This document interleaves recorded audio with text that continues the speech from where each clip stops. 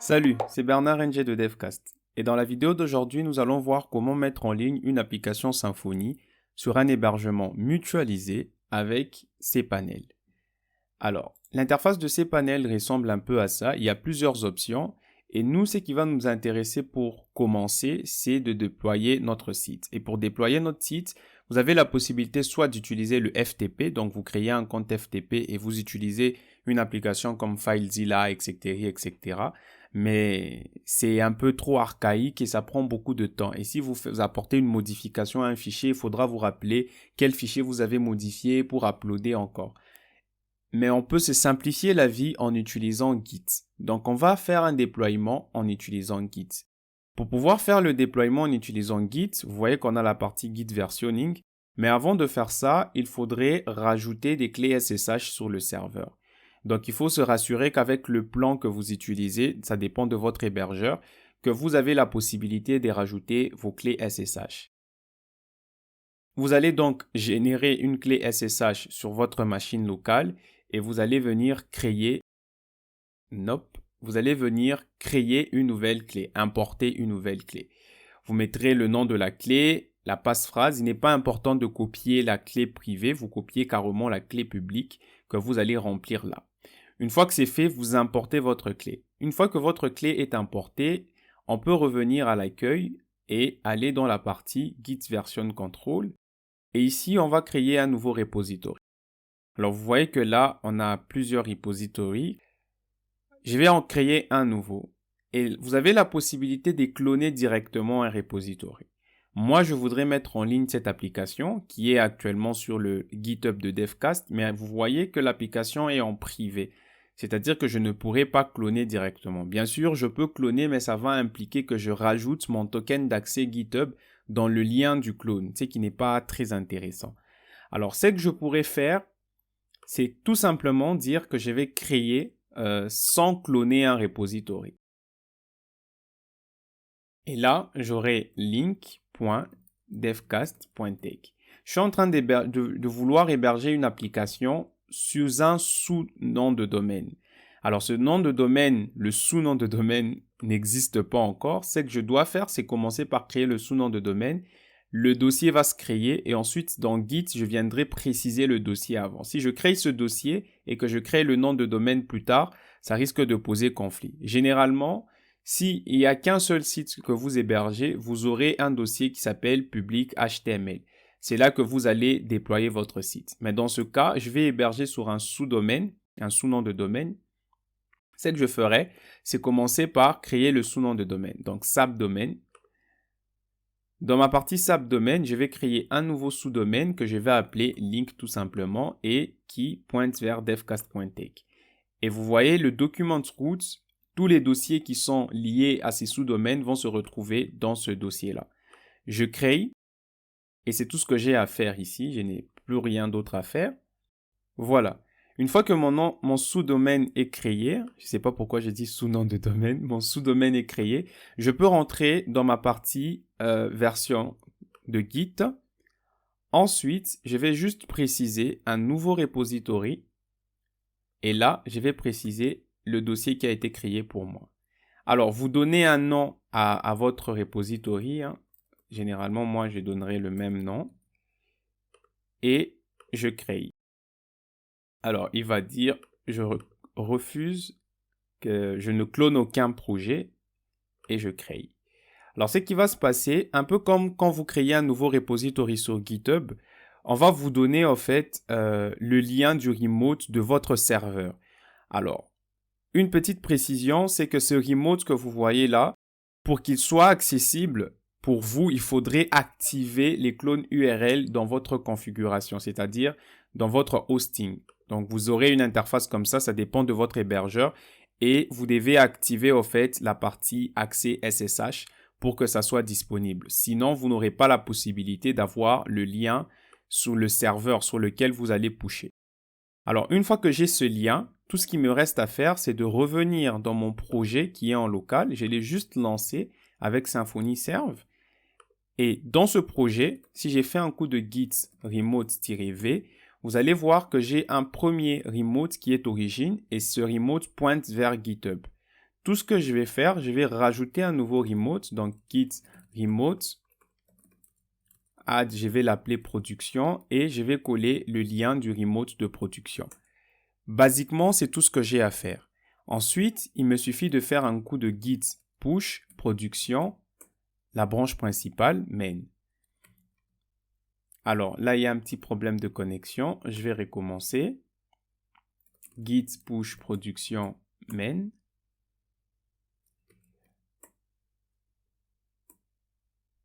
D'accord. J'ai juste un petit problème avec le nom de domaine. Je vais corriger ça. Je vais faire un coup de ping devcast.tech. En principe, vous n'aurez pas ce problème, mais il arrive parfois que voilà, votre nom de domaine ne soit plus accessible ou qu'il est erroné. Vous copiez carrément l'adresse IP et lorsque vous allez préciser votre URL, vous précisez avec l'adresse IP. Alors, je vais commencer par retirer git remote remove production et puis je rajoute git production. Et ensuite, je peux faire un coup de git push origine, enfin, git push production main.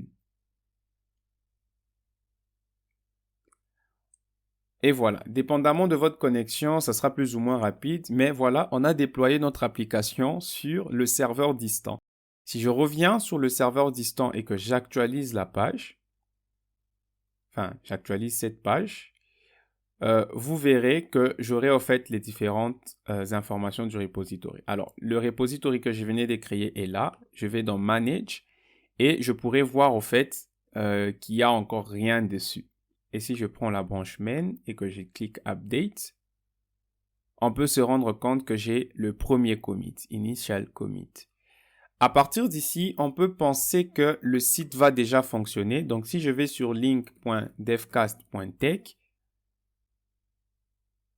j'aurai en fait un deck-sauve, c'est-à-dire que j'aurai tous mes fichiers qui vont apparaître comme ça. Et ça, c'est parce que on n'a pas encore configuré Apache. Ce qu'on va faire, c'est commencer par installer un pack très intéressant qui va nous permettre en fait de faire des redirections directement avec Apache. Donc, Composer, Require, Symfony, Apache, pack. Voilà, une fois qu'il a fini d'installer tout ça, qu'est-ce qui va se passer? Dans notre dossier public, il va créer un fichier .htaccess. Ce fichier .htaccess va permettre de rediriger toutes les requêtes vers le fichier index.php qui se trouve à ce niveau-là. Mais c'est pas tout. En fait, le problème qui se pose, c'est que là, il faudrait déjà à ce niveau rediriger toutes les requêtes vers le dossier public. Donc, on doit avoir deux .htaccess. Un htaccess qui sera à la racine du projet et un htaccess qui sera dans le dossier public. Là, si j'essaie de l'ouvrir, bien évidemment, il y a une erreur 500 qu'on va corriger plus tard. Alors, pour avoir le htaccess qui est à la racine du projet, je ne vais pas me compliquer. Je vais prendre celui qui tourne sur devcast.tech. À chaque projet, ça sera la même chose. .htaccess. Voilà, que je le retrouve. Et on va expliquer un peu ce qui se passe ici. Voilà. Alors, dans mon code, ici, je vais créer un nouveau fichier que je vais appeler .htaccess. .htaccess. Et ces fichiers se trouvent à la racine du projet. À l'intérieur, j'ai une simple règle. Alors là, c'est pour désactiver l'écorce pour tout ce qui est ressources assets. Donc, c'est pas tellement important, on peut l'enlever. Si le module de réécriture d'Apache est activé, c'est qu'on va faire, on va activer le module si le module est disponible. Ensuite, si vous utilisez par exemple SSL et Let's Encrypt pour vos certificats SSL bien évidemment, il faudra rajouter ces petites conditions pour que la validation du certificat SSL ne puisse pas échouer. Si vous ne le faites pas, il va essayer de chercher ces points well-known sur votre serveur, mais comme toutes les requêtes seront redirigées vers index.php, ça va toujours envoyer une 404 et ça risque d'invalider vos certificats SSL et ne jamais arriver à le valider automatiquement. Alors, pour éviter que vous puissiez valider les certificats SSL vous-même, vous pouvez autoriser que ces URL-là puissent passer. Voilà. Ensuite, ça dépend de vous. Si vous voulez faire une redirection vers un site qui n'a pas www au début, Vous faites une redirection base par le slash. Ensuite, tout ce qui est www, on le redirige vers le nom de domaine sans le www avec une redirection 301, une redirection permanente et ça sera la dernière règle. Si le htaccess n'est pas activé, dans le cas où voilà, vous avez déjà un certificat SSL, généralement avec le cPanel, tout est ajouté. Si le htaccess n'est pas activé, tout ce qu'on fera, on va rediriger en fait toute la requête vers la version avec le htaccess. Et aussi ici, c'est une redirection permanente et ça sera la dernière règle. Ensuite, tout ce qui est requête qui n'est différent de public, s'il n'y a pas public dans le dossier, etc., on va rediriger tout ça vers les dossiers publics. Et une fois que toutes ces requêtes vont arriver dans les dossiers publics, elles seront interceptées par le htaccess qui est dans le dossier public qui va tout rediriger vers le fichier index.php. Et à ce moment-là, on aura notre application qui sera plus ou moins fonctionnelle. Alors, je viens de rajouter ce fichier. Je vais commencer par le versionner. Git statute. Je vois qu'il n'est pas encore versionné. Je l'ajoute et puis je vais dire git commit et je dirais fit app, par exemple, add root htaccess. htaccess. Voilà. Alors, ces changements, c'est pour la production. Donc, je peux directement pusher sur mon serveur de production en faisant git push production main. C'est ce qui est avantageux. Tous les changements qu'on fera avec Git, on pourra les envoyer sur le serveur de production avec une seule commande. Voilà. Il suffit maintenant que je puisse rentrer dans mon navigateur et réactualiser. Je n'ai plus l'erreur, c'est déjà un bon signe. Par contre, j'ai toujours une erreur 500. Comment débugger ceci? Alors, comme on a un accès SSH, j'y arrive sur les serveurs, on peut se connecter via SSH sur le serveur SSH. Voilà, j'ai un raccourci ici. Je me connecte sur mon serveur SSH de Devcast. Ensuite, il me suffit d'aller dans le dossier que je venais à peine de créer, c'est-à-dire link.devcast.tech. À l'intérieur de ce fichier, je veux créer un fichier .env.local. Donc, vim.env. Il y a déjà un fichier .env par défaut. Je vais juste voir quelles sont les valeurs. OK. Voilà. Alors, vous remarquez qu'on a .env, mais on n'a pas d'erreur. Alors, ce qu'il faudra faire entre-temps pour que vous ayez une idée de ce qui ne va pas, mais même si je sais qu'on n'a pas fait une étape importante, c'est d'installer toutes les dépendances avec Composer. Vous pouvez aller dans votre cPanel, dans la partie PHP et activer l'affichage des erreurs. Donc, dans la partie options, là, Display Errors, vous cliquez sur OK. Et là, vous aurez la possibilité de voir les différentes erreurs. Ça peut être très pratique pour débugger. Et une fois que vous allez réactualiser, on va vous dire par exemple require once qui ne trouve pas le autoload runtime. C'est tout à fait normal parce qu'on n'a pas encore activé, on n'a pas encore installé toutes les dépendances. Alors là, je reclique sur Off. Je me reconnecte sur le SSH du serveur. Donc, je reviens sur le serveur et je tape la commande Composer install. Alors, si vous n'avez pas accès au terminal comme moi, vous pouvez, dans votre cPanel, accéder directement au terminal qui se trouve dans votre cPanel et taper toutes les commandes Symfony qu'on a l'habitude de taper en local pour créer la base de données, pour faire les migrations, etc., etc.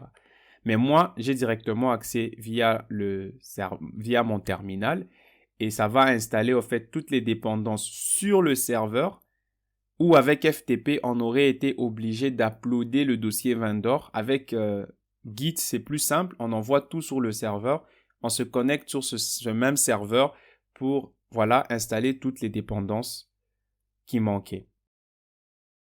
Voilà, une fois que tout est installé, il suffit de revenir sur notre navigateur et réactualiser la page et vous verrez qu'on aura normalement la page d'accueil de Symfony.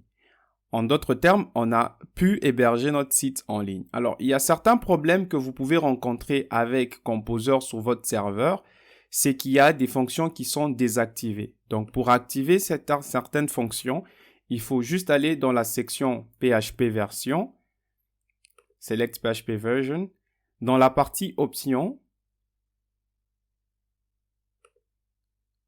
et ici, Disable Function, vous pouvez au fait retirer les fonctions qui sont importantes pour que Composer fonctionne. Généralement, vous verrez au fait qu'il y aura une erreur en vous disant que telle fonction a été désactivée pour des raisons de sécurité.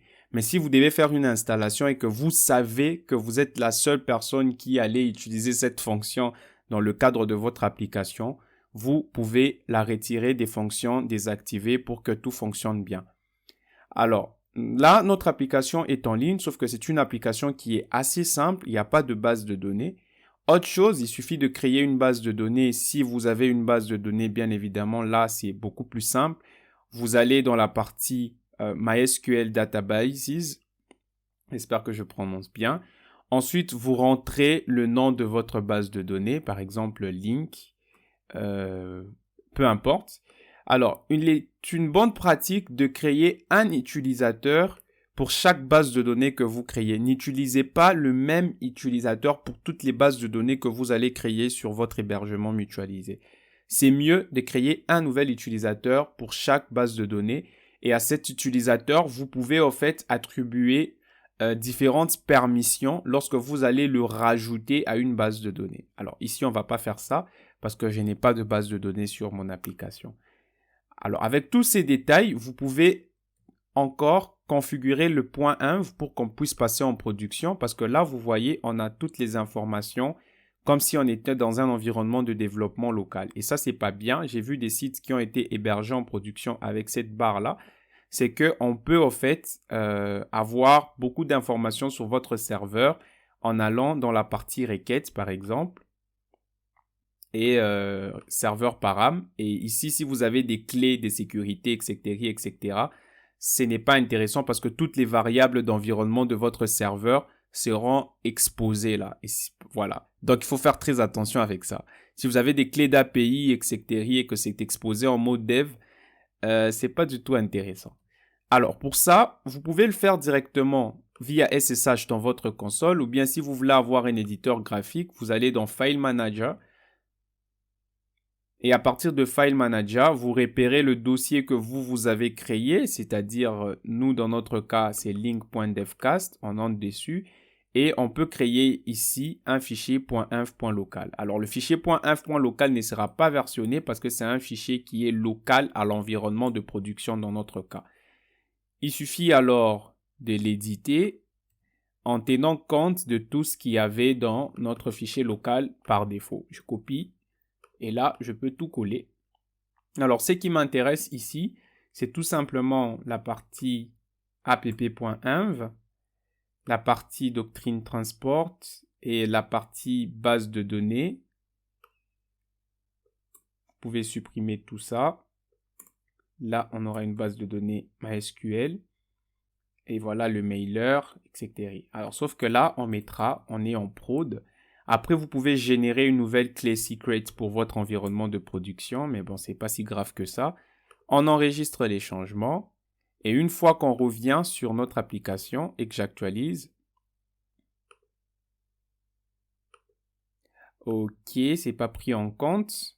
Où j'étais en local là? Oui, j'étais en local. Je reviens sur le serveur en ligne et j'actualise. Voilà, j'ai une erreur 404. Voilà pourquoi, parce qu'en fait, il n'y a aucune page par défaut. C'est dans l'environnement de développement où on a cette page par défaut. Et c'est bien écrit ici que votre application fonctionne et que vous voyez ça parce que vous n'avez pas défini de home page. Alors, si je créais une home page très rapidement, donc dans ma partie SRC controller, je vais créer un nouveau contrôleur que je vais appeler main controller par exemple. Et à l'intérieur, je vais tout simplement créer un simple contrôleur qui sera dans le namespace app-controller qui va étendre du abstract controller de Symfony. Je sais que je pourrais bien générer ces contrôleurs, mais bon.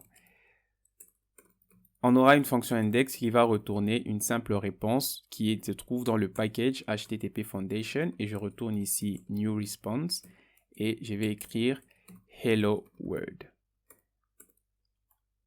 Alors, je rajoute la route qui va correspondre à ça. Donc, route, j'importe tout ça. Ça sera la route par défaut. Je dirais que ça sera app index.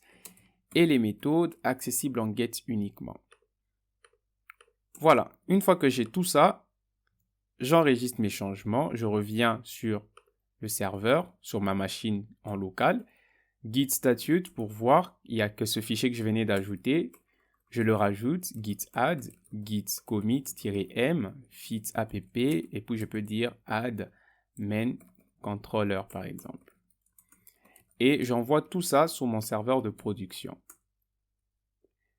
Chose importante, c'est que tous les changements que je suis en train de faire ne sont pas sur GitHub. Après, il faudra aussi les renvoyer sur GitHub. Et donc, si je réactualise ma page ici, j'aurai bien évidemment Hello World. Alors, si vous avez encore un problème, c'est que vous devez régler, d'abord tester en local si ça fonctionne. Et on voit qu'en local, ça fonctionne, sauf qu'en ligne, ça ne fonctionne pas. Pourquoi? Parce qu'en ligne, généralement, il y a un super cache très intéressant pour booster les performances. Donc, ce qu'il faudra faire, c'est revenir sur votre serveur et taper la commande PHP Bean Console. Là, j'ai été déconnecté. Je referme ça et je me reconnecte très rapidement.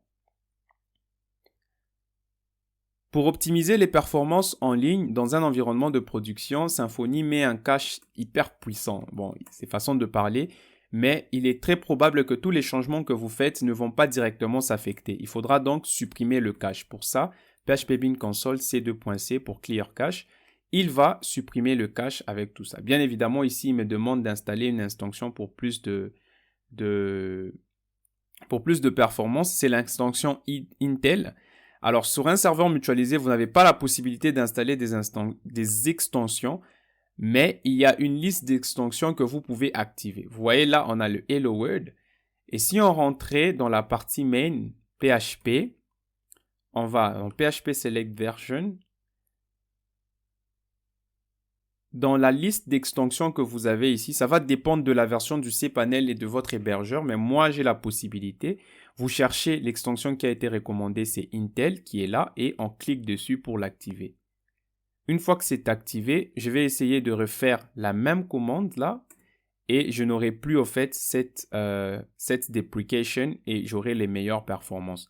Voilà comment vous pouvez régler aussi le même problème d'extension PHP sur votre serveur mutualisé. Comme je l'ai dit, certains hébergeurs vont vous donner plus d'extensions que d'autres. Ça va vraiment dépendre de où vous hébergez, etc., etc. Donc, en gros, notre application est maintenant en ligne et on a le Hello World avec le support du HTTPS qui est déjà activé. Si cela ne fonctionne pas, vous devriez aller dans la partie SSL, certificat SSL et Let Encrypt pour continuer, mais je ne vais pas le faire dans cette vidéo. Sur ce, voilà, votre site est maintenant en ligne et voilà. À plus les gars.